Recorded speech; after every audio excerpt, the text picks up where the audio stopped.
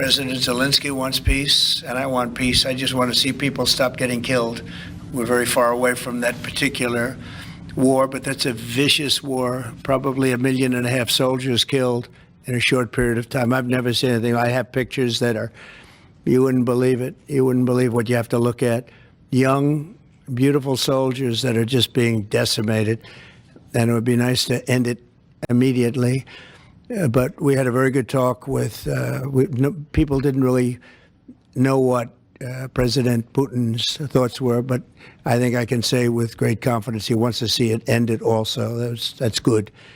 And we're going to work toward getting it ended and as fast as possible. It's a horrible situation going over. It's flat land, and the bullet goes off, and the only thing it can hit is a body, a human body, a young human body. And they're losing just tremendous numbers of mostly soldiers. The cities and towns have been largely demolished. It's a shame what's happened to that country. It would have never happened if I were president. That I can tell you. Would have never happened. It's to look at that. And October 7th would have never happened either, by the way, the Middle East. But we'll get it. I think we'll get it. We'll get something done. We're going to be meeting.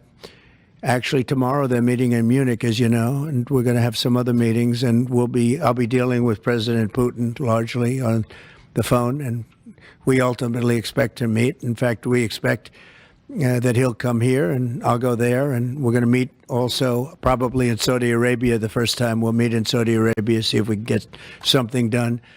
But we want to end that war. That war is a disaster. It's a really bloody, horrible war. Did you Saudi Arabia, the first meeting will happen? I think so. We think we're going to probably meet in Saudi Arabia, the first meeting. Any idea when? Hasn't been set, but not too distant future. Will Zelensky be part of that meeting? We both understand, we know the Crown Prince, and I think it'd be a very good place to meet. So it sounds like that would just be a meeting between you and Putin and perhaps the Crown Prince, but not President Zelensky? Probably we'll have a first meeting, and then we'll see what we can do about the second meeting. Did you also commit to go to Ukraine?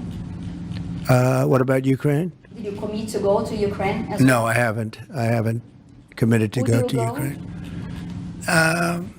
I would think about going. Yeah, I'd think about it. No problem. You say today, Mr. President, that they received your vision. What is your plan to end this war?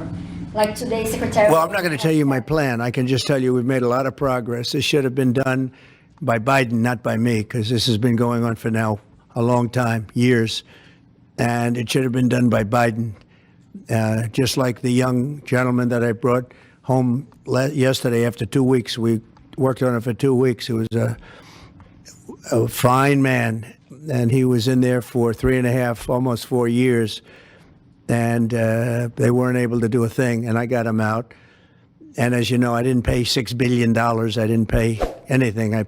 We did a trade, and we did a good job. We got him out in 2 weeks.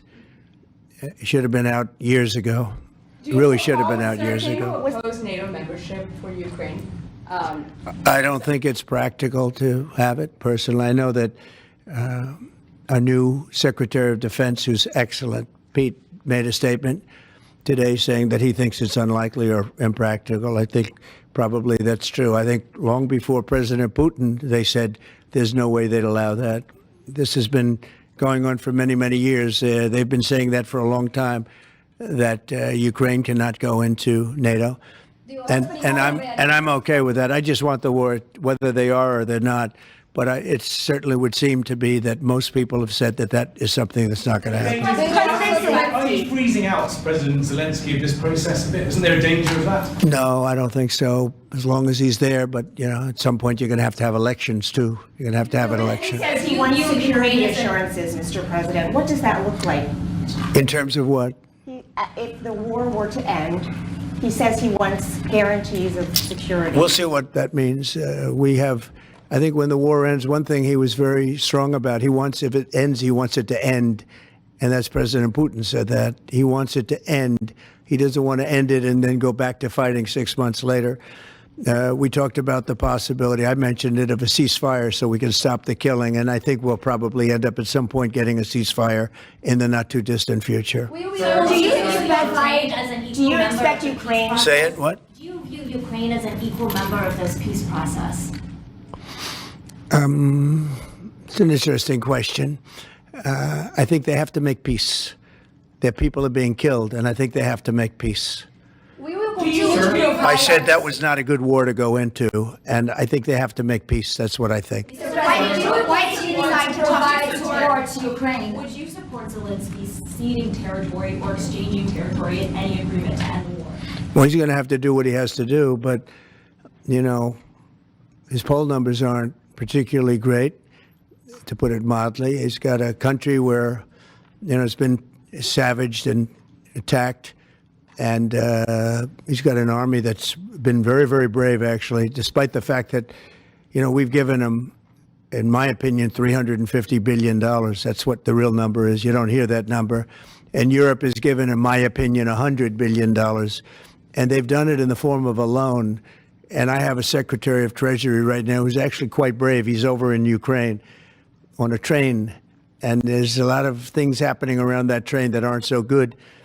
And he's going there to get a document done where we're going to be assured that we're going to, in some form, get this money back, because we're putting up far more money than Europe, and Europe is in far more danger than we are. We have an ocean in between. Europe has nothing in between. You know what they have in between? They have Ukraine in between. So wait a minute. So, as you know, Europe is putting up money, and they're getting it in the form of a loan. And the United States under Biden didn't do loans. They just handed money every time somebody walked in from Ukraine. They just handed them money foolishly. This should have never happened. It should have never started. And once it did, other things should have happened. Other things should have taken place. So we're getting security on our money. We're going to have it secured by, they have rare earth, and they have oil and gas, and they have a lot of other things. And we're asking for security on our money. How long does Zelensky have? They've agreed to it. Ukraine has agreed to it. Does it mean you are not sending any more aid to Ukraine? No, we are, but we want it secured, and the money is going to be secured. When would the U.S. stop sending funding? When would the U.S. stop sending funding? Because if we didn't do that, then Putin would say he won. We're the thing that's holding it back, and frankly, we'll go as long as we have to go, because we're not going to let the other happen. But President Putin wants to have peace now, and that's good. And he didn't want to have peace with Biden. Was that conversation with Putin? And you tell me why that is, okay? Was that conversation with Putin to start these negotiations part of the deal to bring Fogel home? No, but it was a nice thing that he allowed Mark Fogel to leave. In fact, Mark wasn't feeling well, but he was all of a sudden about 2 weeks ago, he started being treated very nicely. He said they took him out for haircuts. They took him out. They helped him out a little bit and made him feel better, made him look better. And they were nice to him. And he said, I saw something happening. And it coincided with when I came into office. So that was nice. And he's a fine person. He was so happy to be out. He was there for 3.5 years plus. And he shouldn't have been there at all. They should have had him out much faster than that. What does make you believe that Zelensky will agree? Wait, go ahead, please. Sorry, sir, just to be clear, do you see any future in which Ukraine returns to its pre-2014 borders? Well, I think Pete said today that that's unlikely, right? It certainly would seem to be unlikely. They took a lot of land, and they fought for that land, and they lost a lot of soldiers. But it would just seem to me, and I'm not making an opinion on it, but I've read a lot on it, and a lot of people think that that's unlikely. Some of it will come back. I think some of it will come back. Yeah, some of that land will come back. Ultimately, these are both Russian. Who are you with? Sorry, me. Yeah. AFPs. You who? AFP, Agence France Presse. Okay. I just wanted to ask you, the things that the Secretary of Defense was talking about, the 2014 borders and the lack of NATO membership. Ultimately, these are both demands that Russia has made in the past. Is there not a danger of handing Russia a kind of win on this? Well, I think that if you look at the war, the way the war is going, you'll have to make your own determination. I'm just here to try and get peace. I don't care so much about anything other than I want to stop having millions of people killed. Last night, Kiev got hit very, very hard. I want to see people stop getting killed. That war is ridiculous. It should have never happened, and it would have never happened. Yeah, a couple of more questions. Are you planning to Executive sign? today? Are you planning to sign an executive order on reciprocal tariffs, sir? Yes, I am. In fact, I may do it today, and if I do it today, I could almost do it right now. Would you like me to talk about it now? I don't want to take anything away from this young lady's day, because this is her day, and I may do it later on, or I may do it tomorrow morning, but we'll be signing reciprocal tariffs. The world has taken advantage of the United States for many years. They've charged us massive tariffs that we haven't charged them. And as you know, I just did something on steel and aluminum, 25%.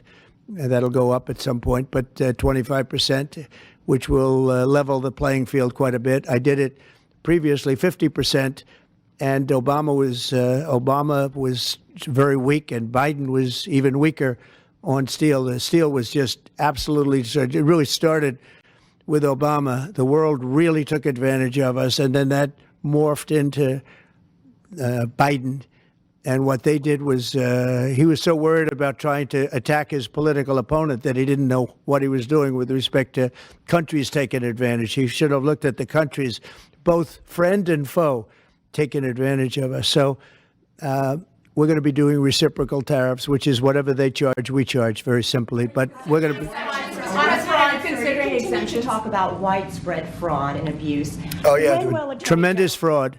There's tremendous fraud. And it's hard to believe that you can have that kind of fraud.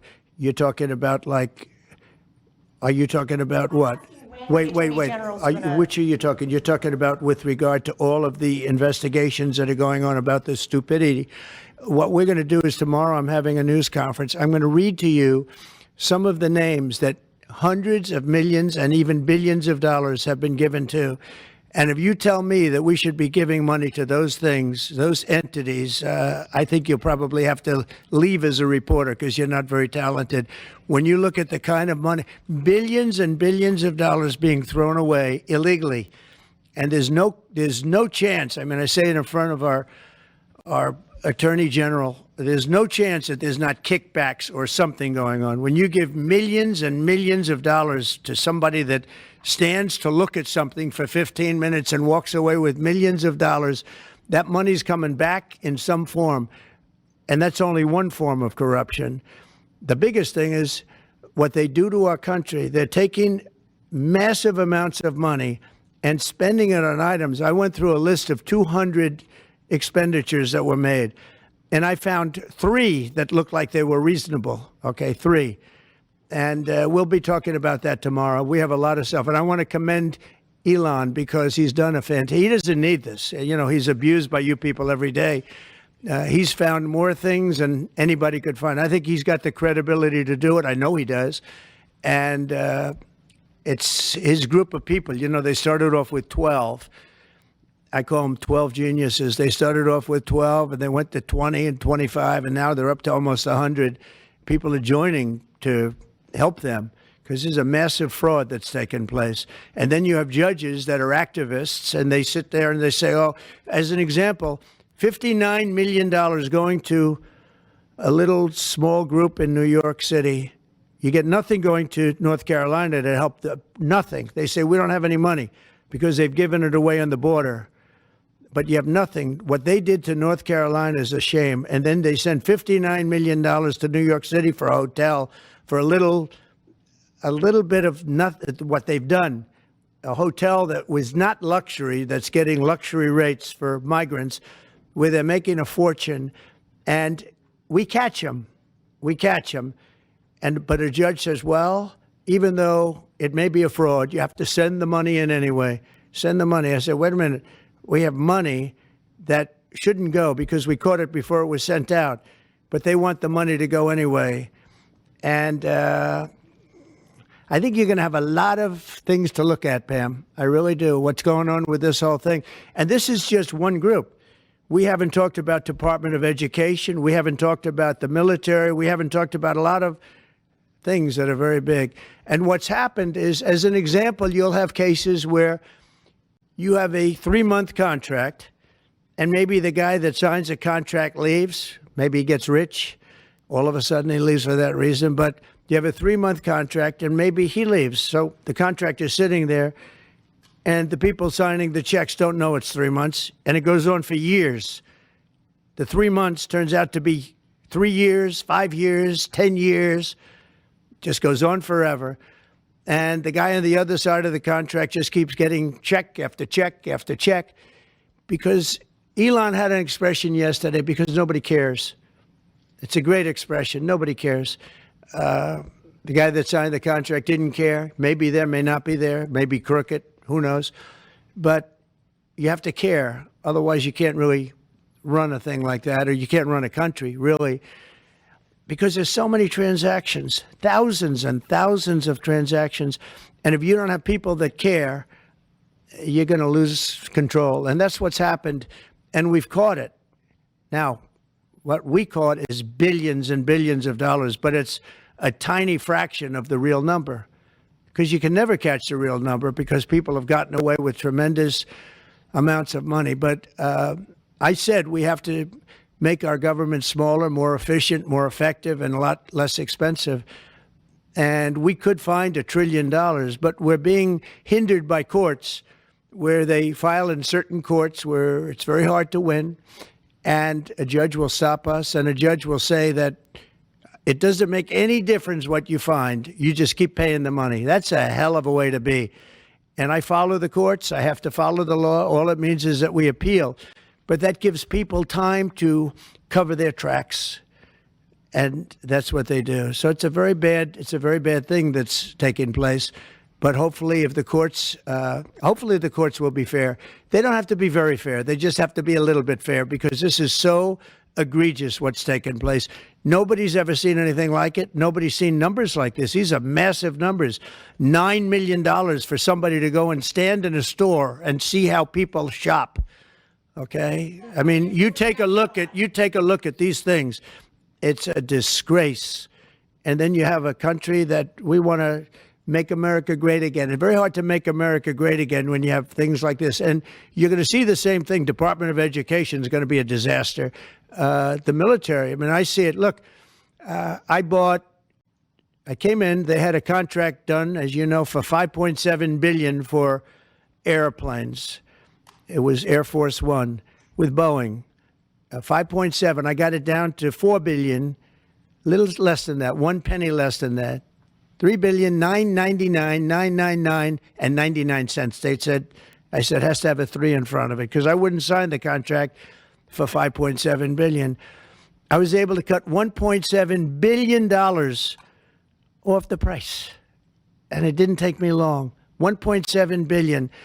If people would care, they'd be able to do that with every single contract that's put before them, and we wouldn't have deficits. We'd have nothing but a tremendously low-taxed, wonderful country. But they have to care. And speaking of that, you know, Boeing, we're not happy with the service we're getting in terms of those planes. They would like to get more money. We're not happy about that whole thing. We signed a very strong contract. I signed a guaranteed maximum contract, which they haven't seen in a long time. And they're saying they're getting hurt by it. But they have to produce the product, and we expect them to produce the product. They have to produce the product. They agreed to build planes at a certain price. They're not used to that. They're used to having time and material contracts, where it's whatever it costs, time and material, no dates, no anything, and it ends up costing 5 times more. You look at some of the ships that have been built. Take a look at the Gerald Ford, the aircraft carrier, the Ford. It was supposed to cost $3 billion. It ends up costing like $18 billion. And they make, of course, all electric catapults, which don't work. And they have all magnetic elevators to lift up 25 planes at a time, 20 planes at a time. And instead of using hydraulic, like on tractors that can handle anything from hurricanes to lightning to anything, they use magnets. It's a new theory. Magnets are going to lift the planes up, and it doesn't work. And they had billions and billions of dollars of cost overruns. I met the architect. I said, have you designed a ship before? This is one of the biggest ships in the world. It's like landing at LaGuardia Airport. But you look at the kind of waste, fraud, and abuse that this country is going through, and we have to straighten it out. We have great people going into the military in terms of we need ships, we need a lot of things. We have great people we have business people going in. But when you look at what's happened to our purchasing, and when you look at the USAID, when you look at the things that they're giving to them, the billions of dollars that they're giving to, and it doesn't make sense. It is interesting that when you're looking for fraud, you look at items, hundreds of items, and you'll find one or two, maybe, if you're lucky. Here's something where you look at data, and they're all fraudulent. You know, by just looking at the topic, they're all fraudulent, except it's the opposite. You'll find one or two that's like a legitimate reason. So I just want to thank Elon for going through it. I want to thank all the people that are working with him. You know, we have a big group of people. I think the lowest IQ is about 160. That's very high.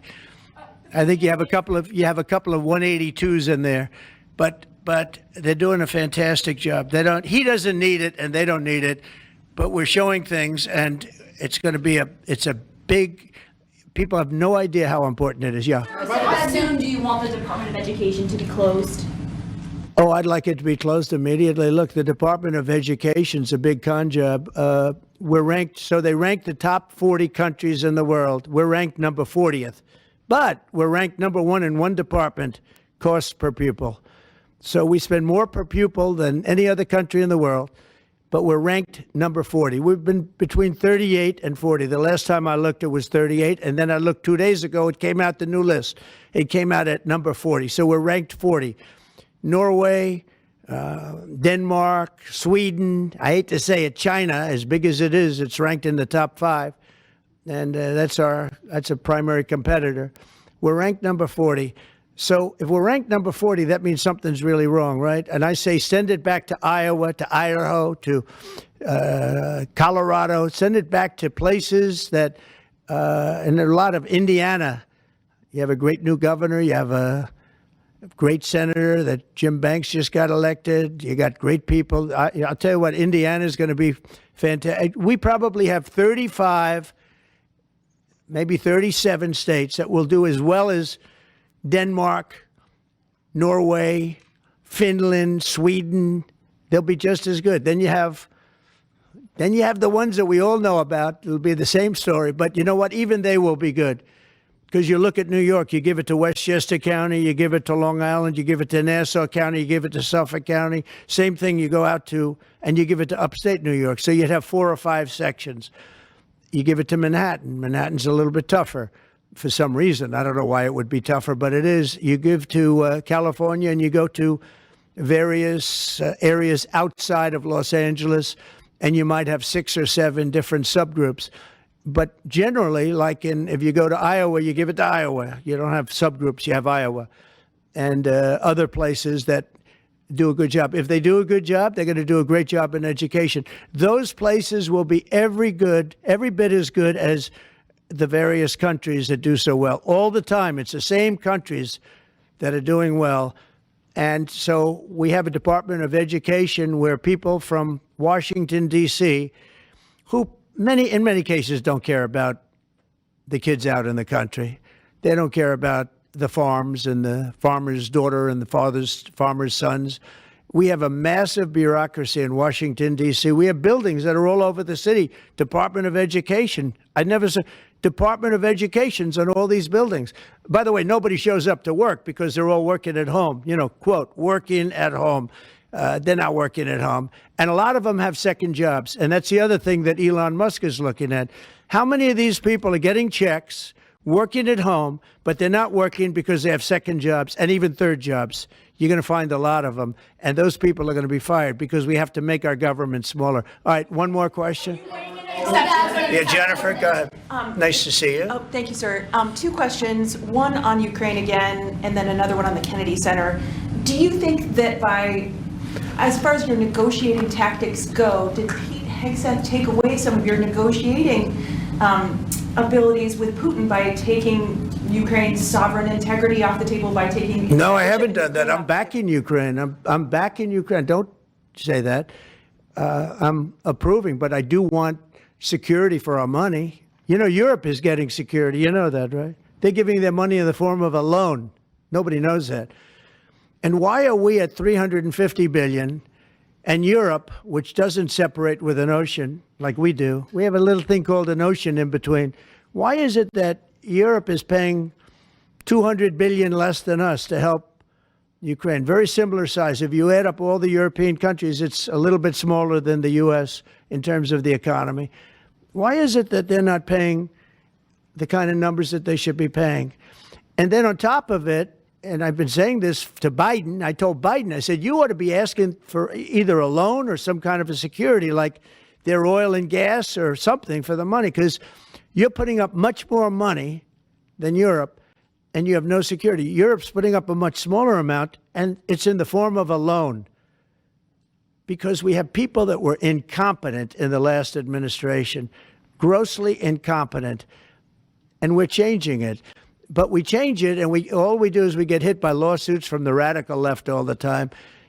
But here we are. We stand, and I guess we've done okay. Thank you very much, everybody. Thank you. Thank you.